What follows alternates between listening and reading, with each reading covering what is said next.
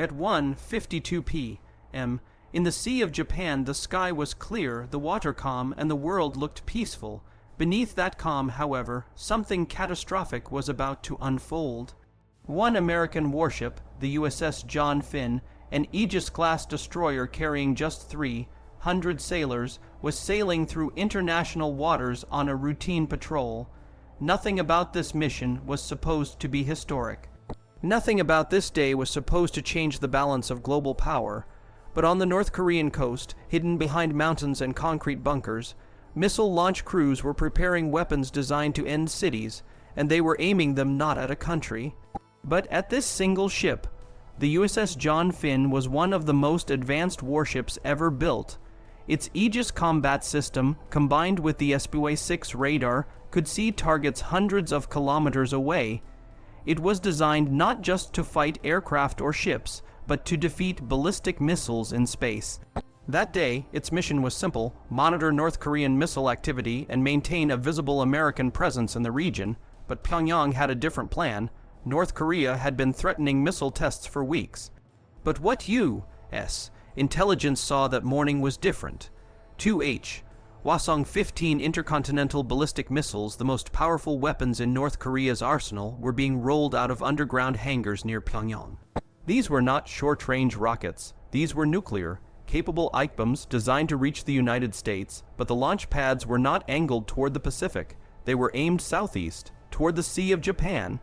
Toward USS John Finn, this wasn't a test. This was a message. At 1:35 p.m., U.S. Space Force satellites confirmed what analysts feared. The missiles were being targeted at the American destroyer. Commander Michael Chen, captain of the John Finn, received the warning. 2 nuclear, capable missiles were being prepared. Impact predicted on his ship in under 10 minutes. Chen ordered general quarters. Every sailor ran to battle stations. Missile defense systems went live. The SPY-6 radar began scanning the sky at maximum power, tracking everything from satellites to distant aircraft. The destroyer was now in a 6-minute countdown to possible annihilation. At 1:52 p.m., the ground in North Korea shook. 2 enormous fireballs erupted from the launch pads. 2H. Hasang-15 missiles lifted into the sky, each riding a pillar of flame brighter than the sun. Within seconds, they were climbing past 100 kilometers, breaking through Earth's atmosphere, accelerating toward space. These were not slow rockets. They were traveling at over 20 times the speed of sound, each carrying enough power to erase the USS John Finn and everyone on board. But the missiles were already being hunted. The John Finn's combat computer calculated their trajectories. Red threat markers appeared on screens across the ship. The prediction was unmistakable. Both missiles were aimed at USS John Finn. Hostile launch confirmed. Engage. At 1:53 p.m., the destroyer fired its answer. 2 SM-3 Block IIA interceptor missiles erupted from the ship's vertical launch cells. These were not warhead-based weapons. They were kinetic kill vehicles designed to collide with enemy missiles in space at unimaginable speed. Each interceptor accelerated to Mach 15, racing into the upper atmosphere. Above the Earth, the North Korean ICBMs reached their mid-course phase the moment when they traveled through space before falling back down toward their targets. It was the most vulnerable moment of their flight, and the Aegis system was waiting. At 1:56 p.m., 300 kilometers above the planet, the first SM-3 interceptor released its kill vehicle. Tiny thrusters adjusted its trajectory as infrared sensors locked onto the glowing body of the incoming missile. Then impact. The first Hasang-15 disintegrated in a flash of light. A nuclear, capable ICBM traveling faster than a rifle bullet was reduced to fragments in space. Seconds later, the second interceptor struck. Another direct hit, another missile erased. 2 of the most powerful weapons in North Korea's arsenal were gone, destroyed before they could even begin to descend. Back on the USS John Finn, alarms fell silent. The ship was untouched, the crew was alive, but what North Korea didn't know was that the real battle had already begun. The moment the interceptors were launched, U.S. Strategic Command had activated a pre-approved retaliation plan. Firing nuclear, capable missiles at an American warship was not a warning shot. It was an act of war. Within minutes, U.S. Air Force B-1B bombers already in the air opened their weapons bays. 48 cruise missiles dropped away, racing toward North Korean missile bases. F-15E Strike Eagles launched from Japan, armed with precision bombs. South Korean jets joined the attack.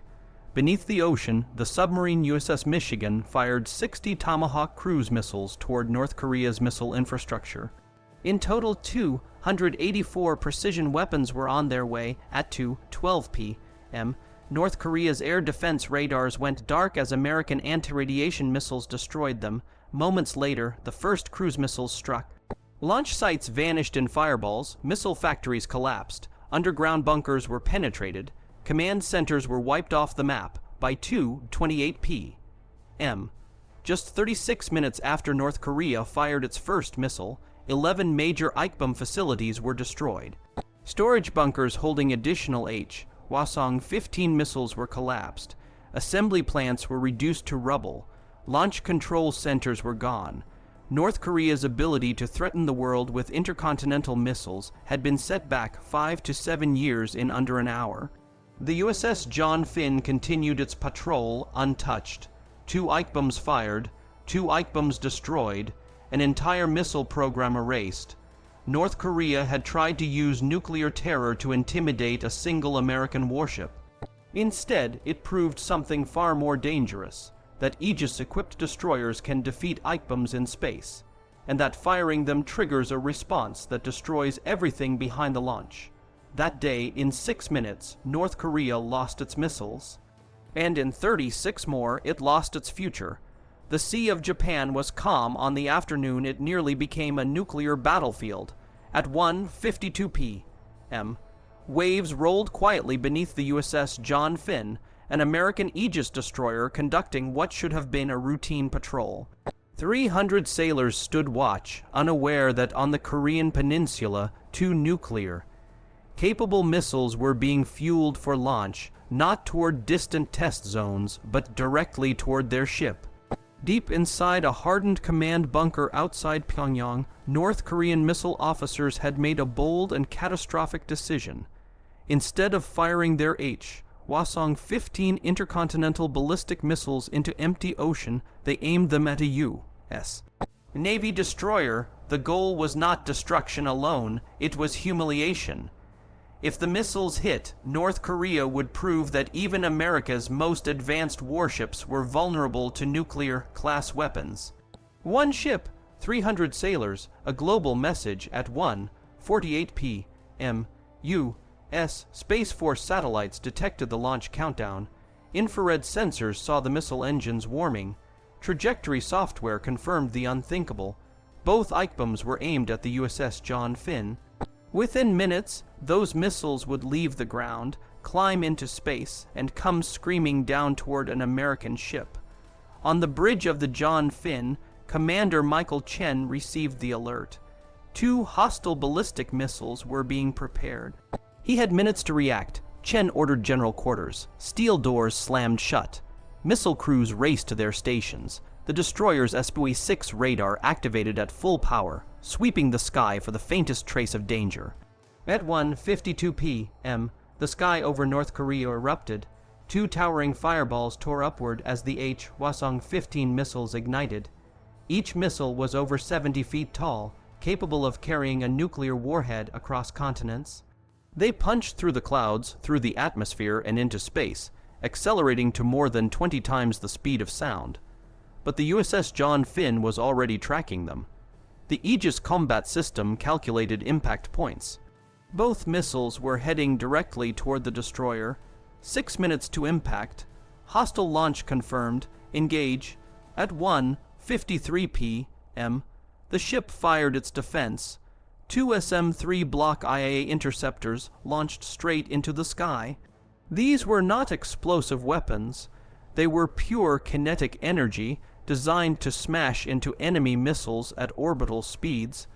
Their guidance systems locked onto the glowing signatures of the incoming ICBMs far above the Earth. In space, at more than 300 kilometers above the planet, the interceptors closed in. At 1:56 p.m., the first collision occurred. An SM-3 kill vehicle slammed into the first Hasang-15 at combined speeds exceeding 25,000 kilometers per hour. The missile shattered into fragments, its nuclear threat erased in an instant. Seconds later, the second interceptor struck, another direct hit, another ICBM destroyed, 2 nuclear-capable missiles eliminated in space.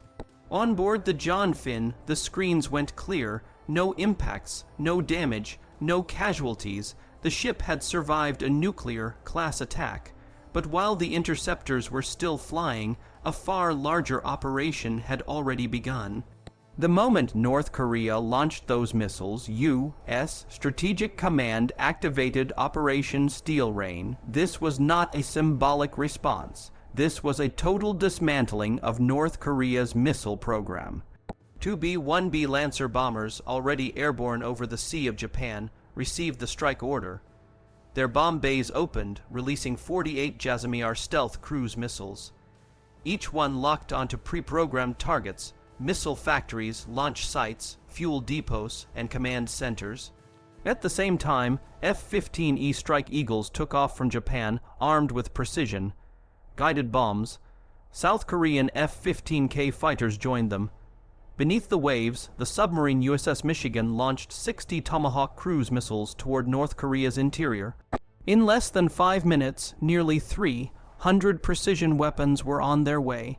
North Korea's air defenses never had a chance. At 2:12 p.m., American and South Korean anti-radiation missiles wiped out radar stations guarding the missile bases. Surfaced where missile batteries went blind, the sky belonged to the attackers. At 2:24 p.m., the first cruise missiles hit. Launch Site Alpha, where the first ICBM had fired, was obliterated. Mobile launchers exploded. Fuel tanks ignited. Command vehicles vanished in fireballs. Launch Site Bravo suffered the same fate seconds later. Then the strikes went deeper. North Korea's primary ICBM assembly plant collapsed under a barrage of missiles. Production halls were flattened, machinery was destroyed. The country's ability to build new Hasang-15 missiles was wiped out in minutes. Underground storage bunkers holding additional ICBMs were penetrated by Tomahawk warheads. Blast waves rippled through reinforced tunnels, destroying missiles before they could ever be launched. Command centers were next. Tomahawks smashed into hardened bunkers near Pyongyang, killing senior missile officers and cutting communication links. By 2:28 p.m., just 36 minutes after the first launch, 11 major North Korean ICBM facilities were destroyed. Multiple missiles were eliminated in storage. Factories, control centers, and support infrastructure lay in ruins. The USS John Finn remained on station, untouched. North Korea had fired 2 of its most powerful weapons at a single American ship. The United States had responded by erasing an entire missile program. Operation Steel Rain sent a message that echoed far beyond the Korean peninsula. Ballistic missiles could be intercepted. Nuclear intimidation could fail, and any nation that fired strategic weapons at American forces would lose everything behind the launch. In the end, the Sea of Japan stayed calm, but the balance of power in Northeast Asia was never the same again. At 1:52 p.m., the sky above North Korea ignited.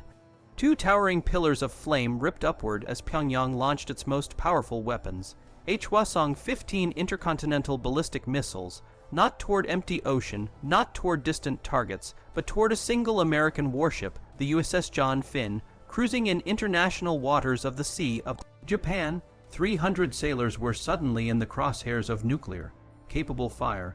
The world would not know for several minutes that a space-age duel had just begun. North Korea believed it had found the ultimate vulnerability. A destroyer, even a modern one, could not outrun ballistic missiles. If those warheads struck, the blast would erase the ship and send a message to the entire planet. America could not protect its own navy.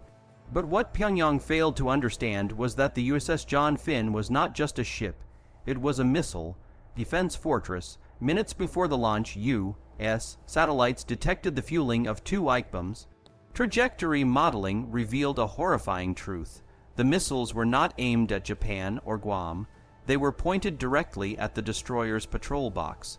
The alert went straight to Commander Michael Chen on the John Finn. His response was immediate and calm. General quarters, missile defense protocol, crew members sealed compartments, radar operators brought the SPY-6 array to full power, scanning hundreds of miles of sky and space. Weapons officers armed the SM-3 Block IA interceptors, the most advanced ballistic missile killers ever built, at 1:52 p.m. The missiles left the ground. The Hasang-15s climbed faster than anything in the sky, punching through the atmosphere and into the vacuum of space. Each carried the destructive power of a strategic nuclear weapon. Their guidance systems locked onto the projected position of the USS John Finn as Earth rotated beneath them. Within seconds, the Aegis system had everything it needed. Hostile ballistic missiles inbound engage at 1:53 p.m. 2 white streaks shot upward from the destroyer. The SM-3 interceptors left the ship at hypersonic speed, accelerating towards space. These were not explosive warheads. They were kinetic killers designed to destroy targets by smashing into them at orbital velocity. Above the planet, a battle no human eye could see was about to unfold. The first North Korean missile crossed 200 kilometers in altitude.